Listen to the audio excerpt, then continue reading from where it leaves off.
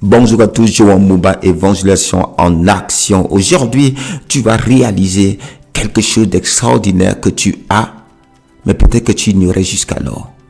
Et cette chose a la capacité de créer des changements extraordinaires dans ta vie lorsque tu prends conscience que tu as cela et tu commences à le manifester. Et cela, c'est la puissance. Et oui, tu es puissant. Et c'est ce qu'on va voir tout de suite dans Jean chapitre 1 au verset 12. Mais à tous ceux qui ont reçu Jésus, à ceux qui croient en son nom, il a donné le pouvoir de devenir enfants de Dieu. Vous voyez, donner le pouvoir. Donc au moment de la nouvelle naissance, au moment où tu as cru en Jésus, au moment où tu l'as accueilli comme Seigneur et Sauveur dans ton cœur, tu as reçu un paquet, un cadeau à ce moment qu'on appelle pouvoir. Tu as reçu un cadeau de pouvoir. Et ce pouvoir, c'est quoi? C'est le mot en grec qui s'appelle le mot exousia, qui est le mot autorité. La permission, le privilège de pouvoir commander, le privilège de pouvoir imposer ce qu'on veut. Est-ce que vous voyez? C'est ça le pouvoir. Et tu as reçu ce pouvoir. Tu n'as pas besoin de prier pour cela. Parce qu'à la nouvelle naissance, Dieu t'a fait asseoir avec Christ dans les lieux célestes. Alléluia. Il t'a fait asseoir avec Christ dans les lieux célestes. Parce qu'on était mort sans Christ. Et Éphésiens chapitre 2 au verset 6 nous dit, il nous a ressuscités. Donc Dieu nous a ressuscités ensemble avec Christ et nous a fait asseoir ensemble dans les lieux célestes en Jésus-Christ. Donc vous voyez, il nous a ressuscités ensemble. Pour être ressuscité, il faut le pouvoir de la résurrection.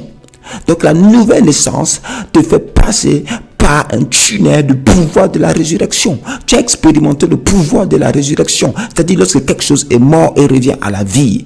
Et c'est la plus grande puissance de Dieu qu'il a exercée sur la terre pour ressusciter Christ entre les morts. Et nous aussi, nous sommes ressuscités ensemble avec lui. Et il nous a pas seulement ressuscité Christ, il a aussi levé Christ ensemble avec nous. Et il nous a fait asseoir à sa droite. La droite, c'est comme lorsqu'on dit, voici mon bras droit. La droite, c'est la place d'autorité, la place de puissance, la place de gouvernement. Il voulait dire que je t'ai fait asseoir à ma droite. Maintenant, tu es à côté du tout-puissant de l'univers. Alors, tu es puissant. Tu as la capacité d'exercer maintenant ce pouvoir. Oui, ce pouvoir en Christ. On dit que mais Christ est pour nous. Il s'est fait pour nous sagesse. D'accord? Mais puissance de Dieu et sagesse de Dieu pour ceux qui sont appelés tant juifs que grecs. Donc si vous lisez 1 Corinthiens chapitre 1, les versets 23-24.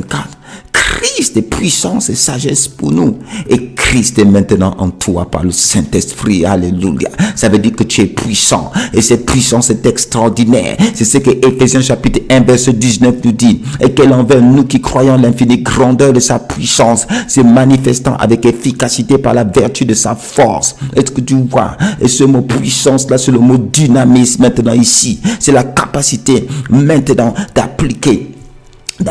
d'exercer, c'est la mettre dans la réalité complètement. Je vais expliquer un peu la différence entre l'autorité et la puissance par un exemple simple. Lorsque tu vois un policier dehors qui arrête de voiture à un feu, il lève la main, il dit aux voitures de s'arrêter.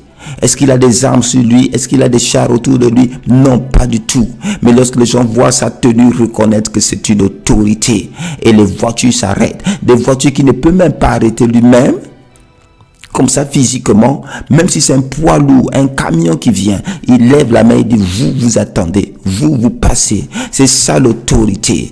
Il a le pouvoir de commander. Il a le privilège, il a le droit d'imposer une volonté. Est-ce que vous voyez? C'est ça le pouvoir, l'exousia. Maintenant, la puissance, c'est quoi? Imaginons qu'il arrête une voiture et les gens ne s'arrêtent pas, ils passent. Qu'est-ce qu'il fait? Il appelle la centrale pour dire, il y a une voiture immatriculée telle qui a violé l'autorité. Et maintenant, qu'est-ce qu'on fait? On libère les voitures de police, on libère les militaires avec les armes pour aller l'arrêter, cette voiture-là, qui a osé griller, l'autorité. Vous voyez? Et maintenant, toutes ces voitures, toutes ces armes, toute cette armée qui vient avec les armes, les mitraillettes, les missiles, etc. Ça, c'est la puissance maintenant. C'est ça, la dynamisme. D'accord? Lorsque quelqu'un veut griller ton autorité, la puissance va venir le réprimander. Alléluia. Et Dieu t'a donné les deux. Il t'a donné le pouvoir et il t'a donné la puissance, une puissance en toi. Et lorsque cette puissance n'est pas suffisante, lorsque tu continues à déclarer dans le nom de Jésus, parce que tu es conscient que Dieu t'établit, t'a donné l'autorité de régner sur la terre.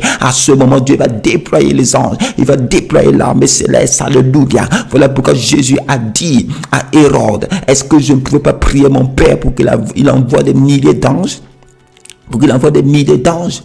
D'accord, Hérode, si tu veux m'arrêter, vous voyez, si tu veux m'arrêter, c'est parce que maintenant mon Père t'a donné le droit. Il t'a donné une autorité dans ces instants de le faire. Mais sinon, moi je pouvais prier mon Père pour que toi qui veux m'arrêter, il fasse descendre maintenant de la puissance, et on verra. Vous voyez, et c'est ça. Et c'est ça. Et c'est extraordinaire. C'est ce que Dieu nous a donné. Non, le mot diable, vous voyez, le mot diable, veut dire calomniateur. C'est calomniateur. D'accord? Calomniateur. Vous voyez, donc il va vous dire des choses sur vous qui ne sont pas vraies.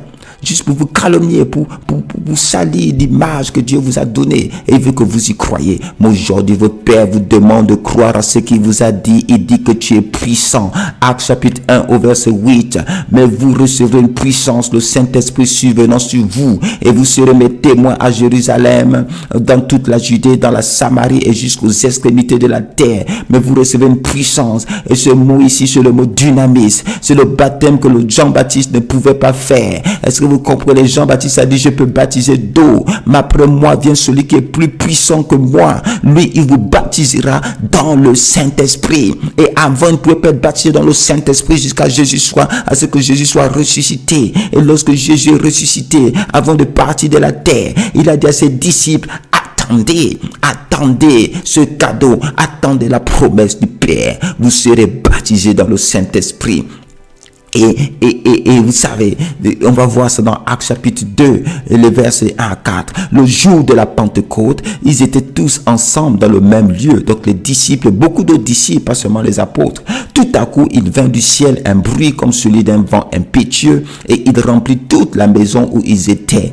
Des langues semblables à des langues de feu leur apparurent, séparées les unes des autres, et se posèrent sur chacun d'eux, et ils furent tous remplis du Saint-Esprit, et se mirent à parler en d'autres langues, selon que l'Esprit leur donnait de s'exprimer. Vous voyez, ils étaient tous remplis du Saint-Esprit, parce que Jésus fait des disciples, et pour cela, il ne pouvait pas laisser quelques-uns sans baptême dans le Saint-Esprit. Et vous aussi aujourd'hui, c'est pour vous. Alléluia.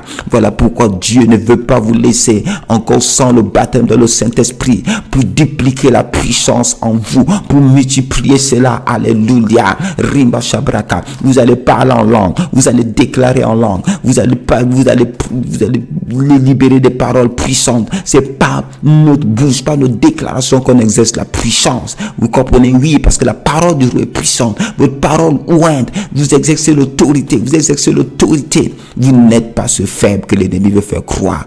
Lorsqu'on a la puissance, on peut résister à une force contraire. Lorsqu'on a la puissance, on peut imposer quelque chose. Alléluia.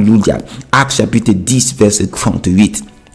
Vous savez comment Dieu a oint du Saint-Esprit et de force Jésus de Nazareth, qui allait de lieu en lieu faisant du bien et guérissant tout ce qui était sous l'empire du diable, car Dieu était avec lui. Tout ce qui est sous l'empire du diable, tout ce qui est abusé par le diable, tout ce qui était molesté par le diable. Mais Jésus, alléluia, parce que il était oint du Saint-Esprit de force. Alléluia, il a pu briser les chaînes. Ce matin, je déclare que la puissance de Dieu qui est en toi maintenant brise les chaînes intérieures, brise les prises intérieures, brise les forces intérieures qui sont en toi dans le nom de Jésus-Christ de Nazareth. Je brise le mensonge que l'ennemi a mis dans ta tête, que tu ne t'en sortiras pas, que tu es faible. Et regarde, tu n'arrives pas à résister. Non, déclare maintenant. Maintenant je sais, j'ai la puissance en moi. Je veux reconnaître la puissance en moi. Et tu commences à déclarer dans le nom de Jésus. Père, je réalise ce matin que je suis puissant. Tu es tout puissant. Je suis à ta droite. Je suis puissant. Tu m'as fait asseoir avec Christ dans les lieux célestes, au-dessus des dominations, des autorités, des puissances, des ténèbres, au-dessus des esprits méchants dans les lieux célestes. J'ai la capacité de dominer dans mon environnement, sur les circonstances de la vie. Alors ce matin, je prends l'épée de l'esprit qui est la parole de Dieu et je déclare, Dieu m'a fait de moi puissant. Je suis puissant, je suis né de nouveau avec un que de puissance. Je suis né de nouveau avec un cadeau de puissance extraordinaire. J'ai l'exousia, l'autorité, j'ai la dynamique, j'ai la puissance active. Alléluia, de changer les choses. Dans le nom de Jésus, ce matin, alléluia, je suis plus une victime, mais je suis un victorieux. Alléluia, je suis victorieux. Jeune homme, jeune femme, tu es victorieux. Tu combats dans la victoire. Alléluia, alléluia. Merci Seigneur.